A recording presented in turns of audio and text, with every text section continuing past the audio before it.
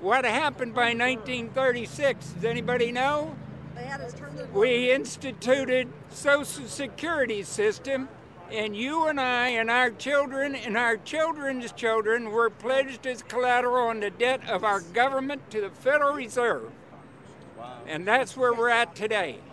It took 20 years to make this country bankrupt, and since then, our government has operated under emergency powers of our government. It is not the president that makes the decision in this country. It's the Secretary of Treasury who turns around and is put in there by the Federal Reserve to manage the bankruptcy. We've been in bankruptcy ever since. So to print $700 billion and to give it away, how do they get away with it?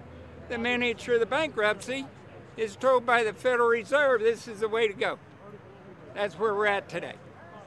Yes, we should point out, Congressman Ron Paul now has a huge amount of sponsors for a bill in the House of Representatives to abolish the private Federal Reserve crime syndicate. In 1913, the money power of the country was taken away from the people. By constitutional privilege, it belongs with the Congress, but it was given up in the Federal Reserve Act. The Federal Reserve is no more federal than Federal Express, but yet it has the power to determine the direction of use of money in our economy. If we could take that power back and put the Federal Reserve under Treasury, we start to be in a position of being able to control monetary policy on behalf of the United States people. The Federal Reserve is totally private, and Alan Greenspan 2 weeks ago on PBS on Lair NewsHour said on record that they are above the law, the Congress, the President, everyone. No court can do anything. We run America. What is the proper relationship, what should be the proper relationship between a chairman of the Fed and a president of the United States? Well, first of all, the Federal Reserve is an independent agency, and that means basically that there is no other agency of government which can overrule actions that we take.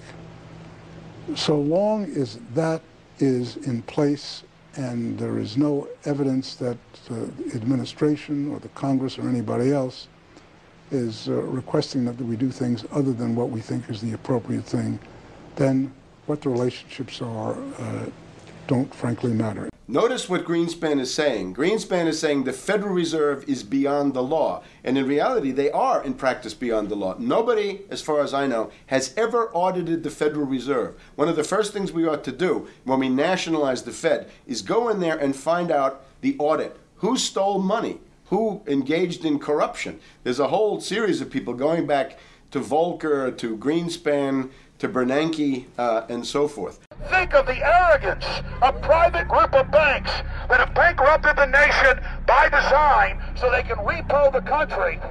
A private group of banks that loaned us our own money back are telling us they're above the law. You are not above the law, criminals. No one is above the law. No one is above the law, and the private Federal Reserve sure as hell isn't either.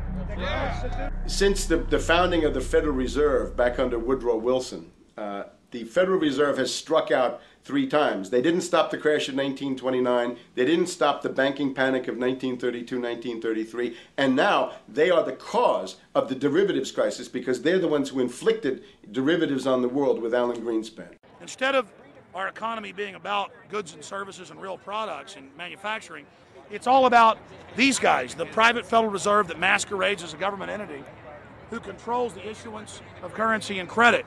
They're the ones that have cut off the liquidity in the market. They told us have a debt-based economy.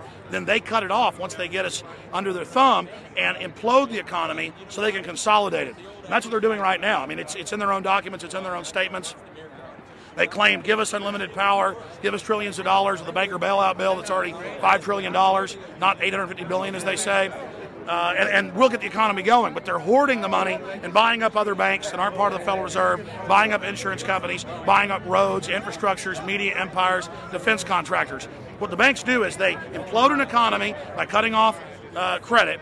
And then once things really fall to a low, and they know the low because then they buy everything up and start then putting more money back into the economy, and then they build it back up. So they build us up and then shear us, build us up and shear us. And they're getting ready.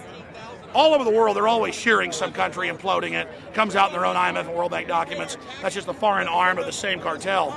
And these are the people who claim to be the saviors of the economy, the people who have created every important crisis in the past 100 years, the Federal Reserve. So it's illegal, it's unconstitutional, and it's a failure. And I think the failure is what everybody can see right now. Yeah, what they do is they make you think Clinton's evil in running things. Then, oh, Bush will save us. And then, oh, Bush was evil. Now we'll be saved by Barack Obama, but he's just a puppet. But as we get deeper into this phase, when they implode the economy, they have all the money and all the control. But they also like to pose as the savior. So Obama is meant to be the savior during the Depression, and he'll save us with a 1 million person, he said, is bigger than our military, domestic spy force, a 3 million person environmental spy force. So giving people these jobs to be government bureaucrats and spies to go out and manage the other 290-something million Americans. And so this is classical fascism. The communists also do it. Any vertically integrated command and control authoritarian system does this. So they're openly following what the same group of banks did in Germany, Russia. It's in the Communist Manifesto to have a private central bank, because the private central bankers actually wrote the ideas that they had Marx and Engels put out. People go, well, why would the banks want communism? It doesn't exist. They rape us, they consolidate us, they put us into work brigades, they make us slaves, and they say it's a people's paradise. Look at it, boy, you're really doing good. And then they transfer all the wealth of the nation offshore. The globalists are outside all the nations. That gives them safety, and they play countries off against each other. And so that's what we're facing and dealing with. And so they're bringing in classical, hardcore tyranny in the U.S., but we have the internet. We've grown our numbers. The alternative media has exploded. That's why they're trying to move in to shut down and regulate and tax the web, but it's too late for them. They're playing in the 19th century, 20th century rules. It's 21st century. The century of resistance to tyranny. And so it's going to be one hell of a fight with the people and free humanity on one side and the New World Order on the other. And every one of you out there counts, needs to be involved in this fight like nothing you've been involved with before, because this is life and death. Everything depends on exposing these people. Everything depends on showing the people that this is the New World Order, this is the criminals. We're dealing with the king rats here, the people that are carrying out tyranny worldwide. And either they fall or we fall. Either worldwide darkness and a new age of tyranny and oppression and with a scientific overlay, or a new age of liberty and freedom and a new renaissance. The choice is the people's out there. Okay, we can tell you what's going on. You can check it out for yourself and find out it's true. But don't wait. Investigate now. Get involved now. Go out there and reach out now. We don't have time. If you're looking for the solution, look in the mirror.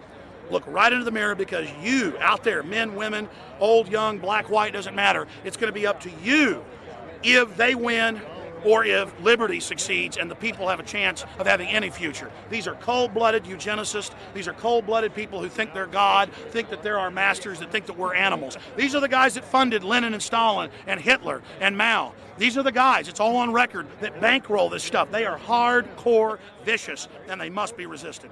Up until about the Kennedy assassination and the beginning of the war in Vietnam, the United States is a very powerful engine for world progress. It's the assassinations, the Kennedy assassination, and the others in the 1960s, the beginning of the Vietnam War, and the beginning of the absolute domination of the Wall Street Group over every other interest.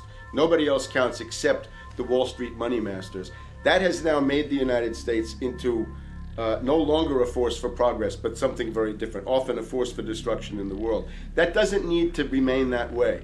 The interest of the American people is to fight to take your government back from Wall Street and make the United States a force for progress in the world, which we easily could do if we could just break the power of the people behind Obama. The main banks of Europe, which were started by Adam Weishaupt and Rothschild, the Banque Nationale de Paris, the Bank of England, the Bank of Italy, have all financed the messianic and war leaders of the last 200 years. Napoleon, Lenin,